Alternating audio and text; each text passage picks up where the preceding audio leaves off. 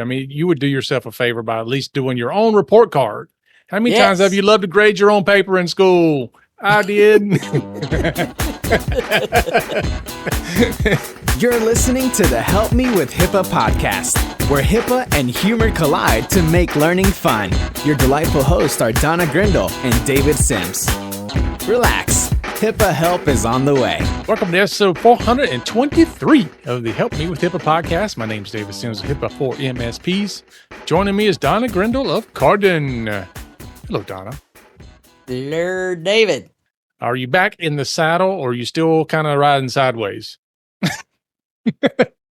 I'm on the saddle periodically. You've fallen off the wagon? yeah, that's that.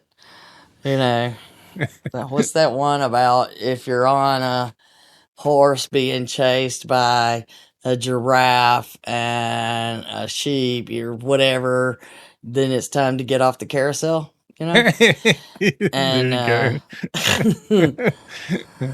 so hopefully soon. You know, been through some stuff as we do as we age, and do the best you can with what you got to work with. Unfortunately, sometimes I am limited in my ability. What is it? You have the right to be silent, but the inability to do so. Yeah, you're right. So sometimes when life gives you lemons, even the lemonade is not very good. Yeah, it's just seeds. Yeah. So today we're going to be talking about checking your cyber pulse. And I know for some of you listening, you may be dead. For others of you, you may not be. So we hope we can bring you back to life and give you some things to work on. But this comes from work that Don and I do alongside of all the other great folks at 405D. And we have a really, really cool publication that's put out, and we'll go over that a little bit, tell you how to use it. And it's certainly a resource that's designed for the smaller practices. So for those of you who have tried some of the bigger things, like maybe the cybersecurity framework or the CIS controls, and you might be going, oh my gosh, what is all this? This is, I think, a very good and easier way to get started. At least that is my opinion. Yeah. And to me, absolutely. That's the only one that counts. But we spent a lot of time trying to make something that's graphic, easy to review, that you can quickly grade yourself on where you are, and tells you what your options are all in one place for each of the 10 practices. So, yeah. The thing I love about these is, again, they're easy to look at, easy to figure out. They got little smiley faces on them. Everybody loves those. But it's something that you can hand to somebody, whether it's your IT provider or whether you're going up the chain to people who make decisions, and you can say, here, this is what we need. This is where we are. This is where we need to go. This is how we're going to get there. And it just makes it easy. The whole conversation becomes very easy, or easier. I will say it becomes very easy. All you got to do is. What is it? It's simple, but not easy. Maybe I should say that. It's simpler. At least it's in English. So many people tell us it's in English. Yeah. It is that, because there's people on the 405D committee that, they're like, dumb it down. We thought we did. Yeah. We're like, I don't know how to explain it and so that would be these intense discussions trying to get technical people to be less technical, and we're screaming, we are. We don't understand how we can be more, Well, we weren't screaming, but we have great conversations and work really well together. It wasn't that. Yeah, that is true. Yes. So definitely excited to go through that. But before we do that, what do we have, David? We got a lot of stuff. So first of all, I want to thank our donors and those who are listening. And also, thanks for those of you watching us on YouTube. Bam! Big YouTube channel. dropping some knowledge bombs nowadays. Go check that out. Hey. And you may have seen us in your shorts, not to be confused with briefs, but we do we do have YouTube shorts up there. We're going to put our HIPAA briefs in the YouTube shorts. How about that? Speaking of which, what's in our briefs for today? Our HIPAA briefs today are: what are the requirements for patient medical records access? Yes. This has been the enforcement initiative that we've talked about repeatedly. At least 40-something times. Yeah. 44 to be exact. Yeah, we're about to talk about it the 45th time this time. So the law says that patients have a right to get their records, and they should be complete records, and there's a limited number of exceptions to what patients can get. And there's a limited number of exceptions to, hey, we don't think we should have to give you this kind of stuff. So there are some notes, there are some exceptions, but they are not broad. They are very narrow. So before anybody tells you, oh, you don't have to do, psychotherapists don't have to do any notes, that is wrong. Or as David says, wrong. And and a lot of them have found out the truth behind this. So basically, though, if a patient requests their records, you need to get them to them in the format they requested as quickly as possible for very little price. There's the net. But here are the rules. According to the law, you have no more than 30 days to get the complete records to the patient. There is a proposal to reduce that number to 15. We strongly encourage you to go ahead and reduce your plans to have them out in 15 days. Now, this is directly related to patients requesting a copy of their own records. This is not an attorney asking for a copy of the records. Other third-party authorized requests do not follow these rules. They follow different rules. Do not let attorneys tell you they follow these rules. They follow different rules, the same ones you've always followed. Those have not changed. And don't let them tell you that you have to pay, they can $6.50 and you got to get it to me in 30 days. Not the case. Only with patients do you have to get it to them in 30 days. If you want in a certified copy direct from all this other stuff, different world.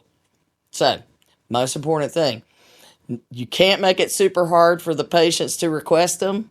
They should be able to just write a note and sign it and hand it to you. They could do it through an email or an online form, but you don't want to have, oh, well, you got to get this notarized. You have to physically come to our office. Those kind of things, you can't do that. And if they request a format that is reasonable, I ask for them, say, in a PDF, then I should be able to get them in a PDF. Also, just because you have a portal doesn't mean you can make them go to the portal and get it. They can ask for it to be printed and mailed to them. They can ask for a PDF copy to be emailed to them. As long as you can create that PDF copy, then that's what you do.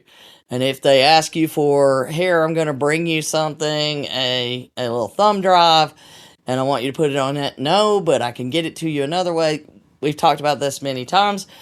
So you do have to do it, but it's within reason. And then the charges for the time taken to produce the records in the provided format, and only the supplies required. No more per page fees, none of that. They would prefer that patients receive a copy of their own records free of charge.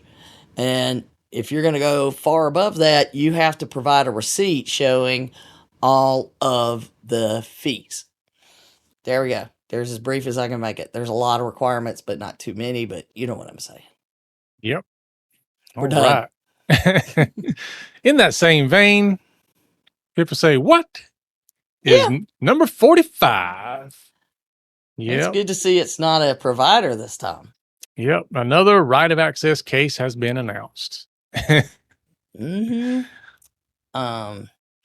From United Health insurance company, UHC. Yeah, I used to have them. Yeah, me too. I think we all did at one point, maybe still do. But UHC has settled with the Office for Civil Rights over an investigation into the timely access to requested medical records. So, heads up for all of you out there thinking this is not that big of a deal. Probably getting to about your last chance to make sure you're doing this right. Mm-hmm. So the individual first requested a copy of their records from United Healthcare on January 7th, 2021. In March 2021, so well after the 30 days, no records had received. They filed a complaint with OCR. Make note, shortly after, they gave them 60 days even. But then they filed a complaint. Patients are learning. And frankly, if they were to ask us, we would have to tell them, here's where you need to go. Right? You go file a complaint because you're not getting your records. That's the only choice I could give them. The individual finally received their records when OCR said, by the way, we're doing an investigation because you haven't given these people the records. And the individual finally got the records in July 2021. So 6 months later, not 30 days. Not 15 days. So I love how they state in these resolution agreements, and this gets back to, all of these people get fined. They are not being fined. This is not a HIPAA violation fine. This is a settlement to end the investigation and go on a corrective action plan. So the investigation said that they felt like it could be their failure to provide timely access to requested medical records was a potential violation of the right of access provision, so we could fine you. And UHC says, no problem, we're going to fix this, and we promise to fix it. And to show that we feel bad, here's $80,000. And to prove we're going to do it, OCR is going to monitor them for a year. That's the corrective action plan. So in the meantime, they do not admit guilt of a violation. They admit that there could have been one, and they're going to fix it. Yeah. So yet again, that's a pretty good gamble on their side. Yeah. That's what these are, though. Resolution agreements are not fines. And, it's not the same. Yeah. But it gets back to the whole thing of, we've been talking about this for 45 times now. Uh-huh. When are people going to get it? That when you have a patient asking for their medical records, you can't just sit and do nothing or wait or put them off or anything. Or you can't tell them they have to pay off their balance. You can't do that either. Oh, yeah. There's a lot of reasons people don't do it, and some make no sense whatsoever. But this should have priority in your facility because they are investigating these complaints. Trust me. Yeah, because all the patient's going to do is they're going to go on social media and they're going to complain about it. And then somebody, even though it's rare, the number of people who know, but somebody's going to chime in and go, hey, that's a violation of right of access. You should file a complaint. Well, and other things now, keep in mind, we've helped people who patients file a complaint, there is an investigation, but they didn't do anything wrong. Mm-hmm. We have a case where sometimes as we get older, our brains don't necessarily stay in the right lane. We'll leave it at that. Every day. Yeah. And sometimes patients in that state will call. They will send a request on the portal asking for their records. And before the request even gets into the system, they're calling demanding to know why they haven't gotten their records yet. And then within 2 weeks, they're calling OCR. And the whole time you're talking to them, trying to get them to understand, trying to understand what they want. Yeah. Trying to get this whole thing through. I don't have the records you're asking me for, but I'll give you the records I do have. I'm not that doctor. Or like you said, you can't call and say, I need them by the end of the day Nah. or the end of the week. Nah. That's when you hear people say, all you got to do is punch it in that computer right there and just give them to me. It ain't that easy at all. So anyhow, punch it into that computer right now. So overall, they've made it clear, and it's been all different sizes, everything from the big UHC to the hospital systems down to a single doctor practice. Mm-hmm. Multiple single doctor practices. So, get her done. Yep. Don't make us be talking about you on number 46. Yeah, we don't want to hear it. No. All right. Let's jump on over to the Cyber Pulse. Let's see what we have here. Cool stuff. All right. So first tell us a little bit about what it is. What it is. So this goes back. God, I was on the phone with Kendra trying to figure out how to get this information across. It was like 2 years back. And started with like a little idea there that then turned into this big thing that then had to go through all the approval processes. Y'all don't understand just how crazy all that gets. But so we are discussing how can we get this message across.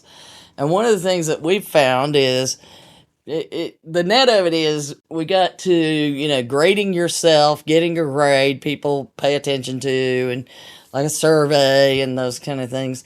So basically, this is your cybersecurity Cosmo quiz. Yeah, there you go. I like that. And we were joking around about it, but we really have taken this whole concept and said, how can we make a quick reference to be able to review the 10 cybersecurity practices recommended in HICP and their sub-practices. And we did it based on the 2023 HICP recommendations, which then, of course, meant that we have to also wait until that came out. So there was a lot that went into this, but every single one of the 10 practices and sub-practices are covered. And it literally says, okay, pick which one applies to you, which of these statements apply to you. And there's green for healthy, yellow for risky, and then David's favorite. Yeah, what is it's red for very risky. And the little smiley face, David's idea was to change it up. I love it. Yeah. So they had, they have a smiley face on healthy and then kind of a, neutral face on risky. And then they used to have a frowny face on very risky. And I said, instead of a frowny face, can we do like a palm smash, like, ah. Yeah. And they were like, oh, good idea. So that is David Sims' mark on this whole thing. Yep. Is every time you look at that little, it's David. Yep. That's me. That's my legacy. Yeah. Very risky. So, it is designed so that you can take it, and it is that simple. And we're going to take you through one in just a second. That is that simple for you to determine, oh, I'm supposed to be doing this. So many times people go, well, yeah, I do have email protections in place. Okay, but let's narrow that down just a tish. Yeah. So it actually narrows down each of the protections and says, if you're doing this, you're great. If you're doing this, it's still not so good. And if you're doing this, stop right now, please. Mm-hmm. You're being very risky. Yeah. Yeah, the thing I like about it is, like you said, when it breaks it down, it asks you, what are you doing? And so, for example, if I were to say to somebody, how are you handling transmission of unencrypted PHI? Their response might be, yeah, we got that covered, or we don't have a problem. But when I look at this, I can say, instead of saying that, I can say, so does your staff know that sending unencrypted PHI isn't allowed except in cases specifically directed by the patient's request? And they'd be like, they can answer yes or no. And then we can then grade that. So it's a lot better question asking to get a lot better answering. So, yeah, I mean, it makes a statement, and can you make that statement or not? Yep. And if that's not the statement that applies to you, what's the one that nearest applies to how you're handling these things? And then that's the one that you pick. Yeah. So it's kind of interesting, but as we got down there. But I do wonder, though, if some people use this kind of like how you do the personality test where you answer it based on what you want to be, yeah, not what you are. Well, you're going to get the same results: garbage in, garbage out. Right? I know. Yeah, absolutely. So I do feel like some people are going to take this and go, yeah, I think we're doing this. Yeah, we're good. Get somebody that, get your IT people to confirm your personality, not you. Yeah. So let's take a look at the first one. You and I, before we started recording, we were like, okay, which one of the 10 practices do we take them through? Because, they're all important. And I was like, dude, let's just start at the beginning because begin at the beginning. Yeah. Email is the first one. Basic email practices. I don't know. I would say this is not even basic email, because I know people that are still doing less than this. Less than this means you're not even doing the minimums. Yes. So yeah, you're right. So basic email. So if you're not even doing this, you're not even doing basic. So I like that. We've got the red. If you're in the red, and see, this is to help you. So you go in each of these sections, and you go, and there's one page for each of the 10 practices. Yep. Go get each of those, do them one at a time, if that's what you have to do, to go through and rate yourself. Yeah. Honestly. And honestly.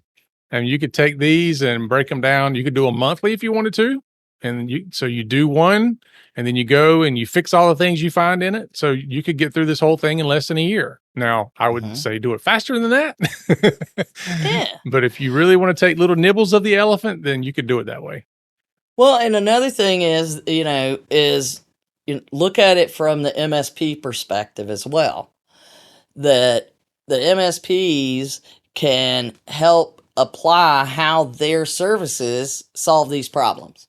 Oh, yeah. That's a good way to do it, because you could have all these great cybersecurity protections in place, but you still may be missing some of these, which is very likely. And it doesn't mean that your IT provider or IT department doesn't mean they're doing a bad job. It just means that some of these are additional add-ons that you probably aren't getting, and you're not asking about them, and maybe they're not even offering them to you. But just because I tell you you've got email security doesn't mean you'll have all these things. And that's the thing that everybody's going to need to try to remember. Yeah. Again, it's back to asking better questions. But the other part of it too is that, if anything, it's a conversation starter. You and I always talk about this between IT and their clients, is you have to have conversations about things, because the customers are always, they always think IT has it covered, and IT always thinks that the customer knows what is and isn't covered until something happens. Yeah. And then we find out the really wrong thing. And then questions come up all the time. And, I've been on both ends of it, and it's not pleasant on either side. No. It's not pleasant on either side. So there's a lot of ways that we're excited about working with HIPAA for MSPs members, even to use this tool in many, many ways to work with your clients. Yes. So let's take our cyber pulse here on email practices for small entities. Business email is the first thing it asks. Are you using business email? So you would say, or you would ask. We manage all of our staff email addresses on a business email system that is used for all business email communications. That would That's be green. healthy. Yeah, that's healthy. Now, we start going downhill from there. We don't use an enterprise system dedicated to managing business emails. All right, that's not good. No. And then the very risky, we use free or consumer email addresses for business email communications. It's cheaper. Exactly. Yeah. So for those of you using the at yahoo.com, at gmail.com, at outlook.com, yeah, all those, not good. Risky, very risky. Should not be using those for business. That is true. And this is one of those things where we tell you stay away from the free stuff. And that's a hard tightrope to walk too, because there's so many times. Yeah. There's so many times that there are things within some of these publications, not these, but some others that say, use this free thing and use this free thing. I'm like, no, stop telling people to use free stuff. Unless you know what you're doing, don't do it. Yeah. So anyway, do you have business or enterprise grade email and you're staying away from the consumer email? Typically, you're going to be using Google or Microsoft 365 for that. Mm-hmm. There are others, so don't email me with hate mail that there are others. I know that. No, there's plenty of them. But you notice we didn't talk about encryption there at all. No. Just where you get your email. Let's just start little. Mm-hmm. All right. Next one. We'll just go straight down the left side. Multi-factor authentication. So are all your users, are they using MFA to access their email accounts? If they are, then Healthy. You are healthy. What about only the leadership or the administrators are required to use MFA? It's a little risky because they're usually, not necessarily going to be the ones that'll give up the ghost. All right. What if we don't use it at all? No MFA. Oh, that's you better be smacking your Palm forehead. Snatch. Yep. If I see you walking around with a handprint on your face, I know who you are.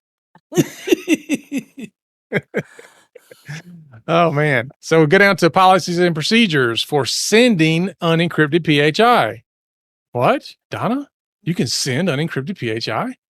I know. No one believes me at first, but I'm like, everybody's gotten better when I'd ask the room, if a patient asks you to send their medical records to their Gmail account, can you do it? And the whole room would go, no. And I'd be like, wrong. We're getting a lot better with that. Yeah. I mean, okay. So here we go. If a patient requests unencrypted emails to be sent to them, our staff knows to follow the policies and procedures in place to handle those requests. And it shouldn't be, just send it. There should be specific things that are done in order to do that.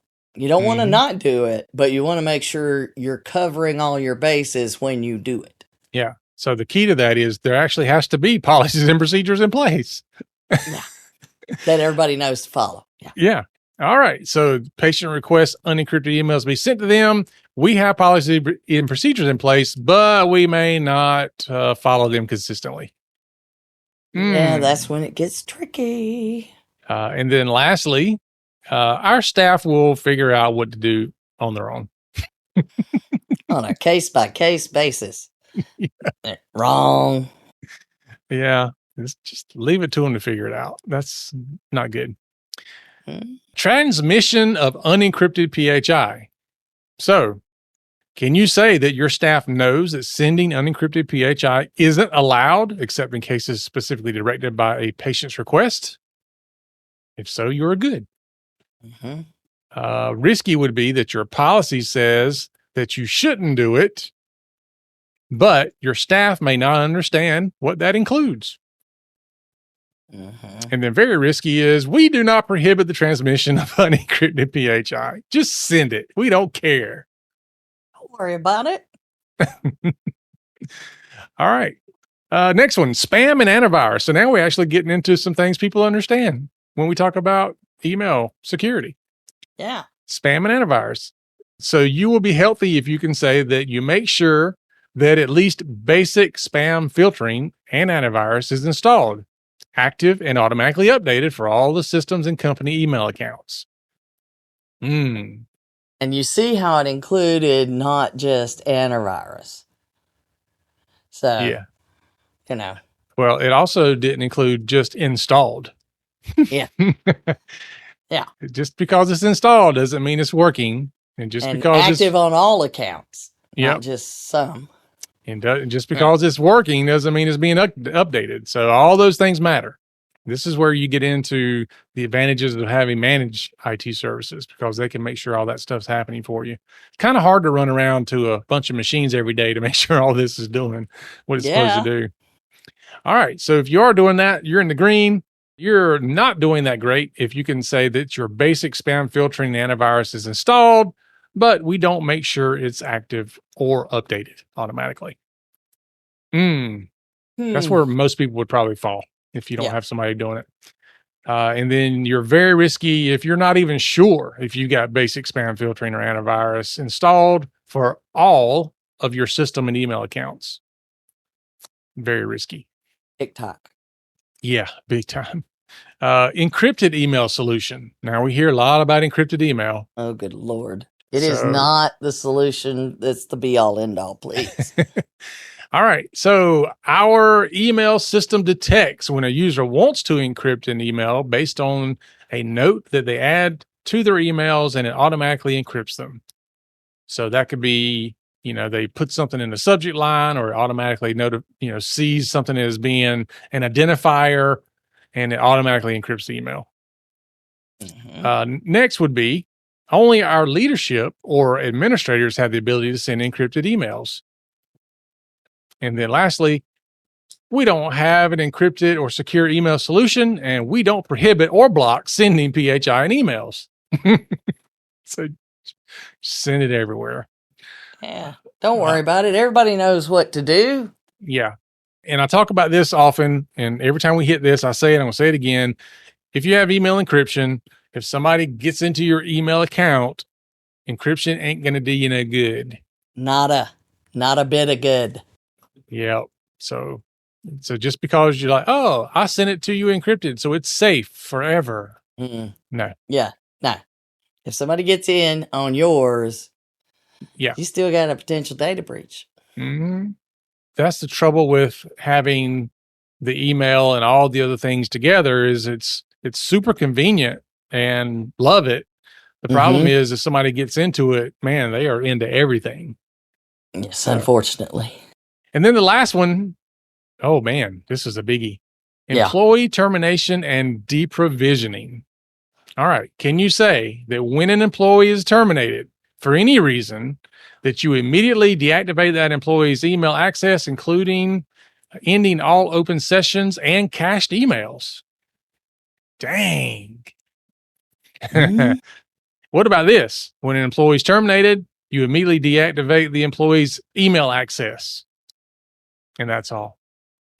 And then your personal favorite. Yeah. And my personal favorite is when an employee is terminated, they deactivate the employee's email access whenever they have time. Or never.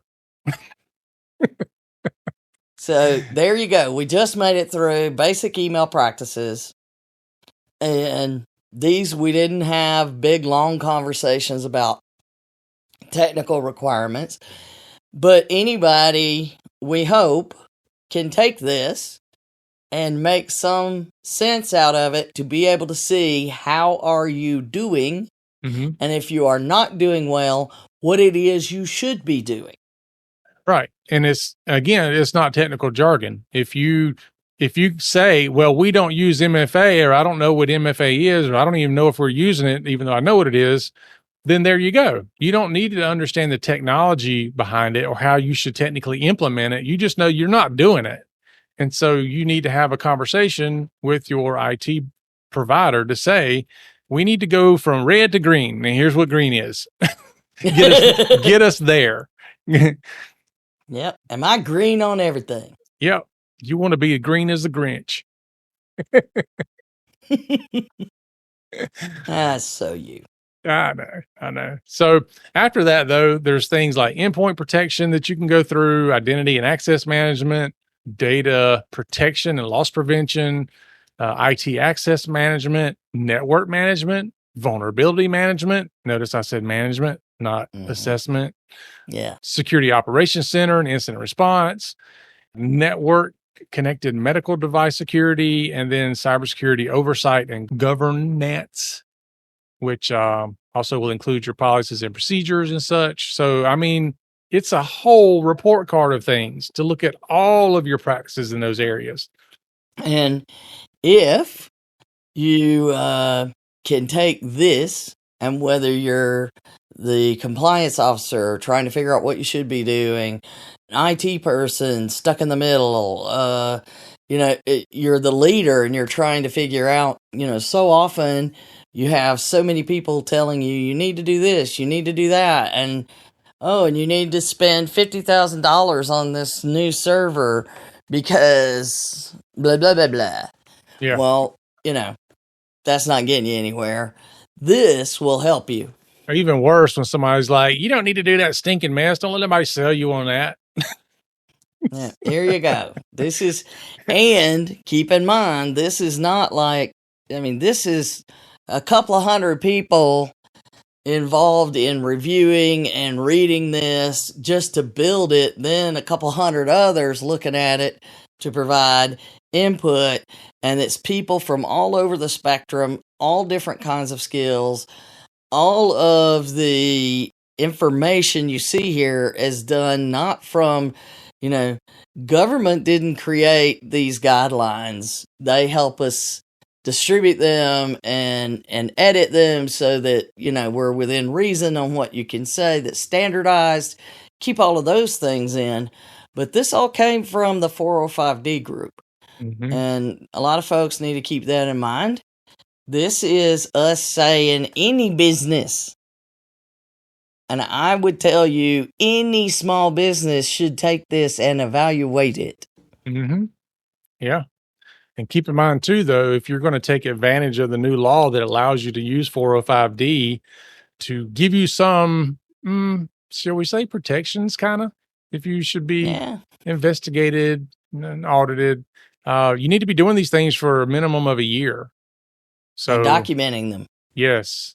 So get started. That's not a year that you've been starting it. That's a year that you are doing it completely. It's done. It's happening. Right. So if you do take a year to implement this, your year starts when you're finish implementing it, not when you start implementing it. Just to clarify. So there's a lot of different things that everybody should be able to get out of this. Maybe not a major health system, but some of those major health systems need simple educational tools. Never know where they might need to use it.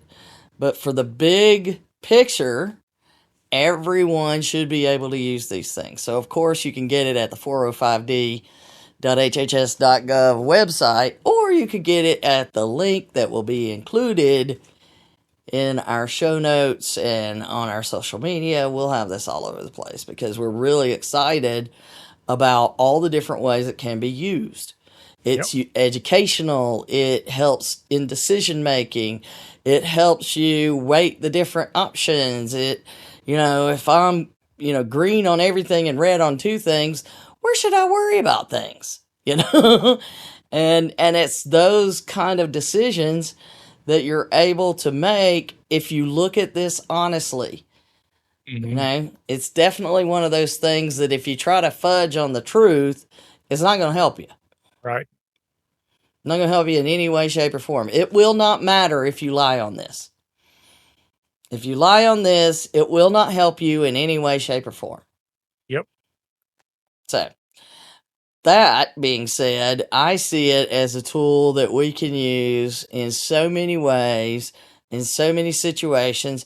I had at least 4 of them that came up where I wanted to say, look, here is what you need to worry about when people are trying to ask me because they don't understand what's supposed to be done. Mm-hmm. So I'm real excited about distributing this in so many ways and sometimes I might just need one page. Yeah. But from a sales standpoint, MSP should be all over it. That's why you and I have been talking about from the beginning, helping build a marketing plan around this, knowing what you can do with it. And we have additional items that'll be coming out that'll point back to this. Mm-hmm. Yeah. But the other thing I like about it too, and I think we might have mentioned it when we got started, is that each checklist also talks about what threats they are addressing. So it mitigates, social engineering or ransomware or whatever the case might be. So not only are you looking at what practices you should be doing, but you also know what is it there to protect you from? What threats is it mitigating? Or as I say, I like to say risks that you're mitigating. And it's crazy. I mean, we work so hard to be able to get all that information on one page without it looking too crowded. Yeah, there's a few of these that, we spent a lot of time rewriting and rewriting and rewriting and rewriting. Yeah, and it's like, we've got to get this very complicated thing down to a sentence in English. Yeah. Yeah. I remember we probably had over multiple calls, a couple of hours discussion just on network segmentation. Oh gosh, yes. Just on those 3 sentences or 3 little blocks to find a way to have that conversation with the non-technical people going, that makes no sense. Okay, that's your job. You're here for. Thank you. Yeah. And we did our first pass, and then our 50th pass, I think, is when it finally got through completely. Yeah, so. It took a long time for sure, but it's a good document. So definitely want to check that out and grab it and go through it. You can do it all in one sitting, or you can do it one little piece at a time, like we said earlier. But you would do yourself a favor by at least doing your own report card. How many times have you loved to grade your own paper in school? I did. Yeah, it's one of those things of, take this quiz about your money. What do you know about money? Oh, crap, I got to go learn a lot of things before I tell anybody, and then I'm going to take the quiz with people watching, right? Yeah. So, it's that kind of thing. That's right. All right. So, everybody should use it. Absolutely. Yeah. Again, even if you're not in healthcare, this is any small business should be doing these things. Yes. Basic cyber hygiene. Yes. All right. That is our show for today, folks. Thanks for listening. Remember to follow us and share us out on your favorite social media site, and go check us out on YouTube. That's right. You love my thing about the shorts. We got briefs in our shorts. That's right.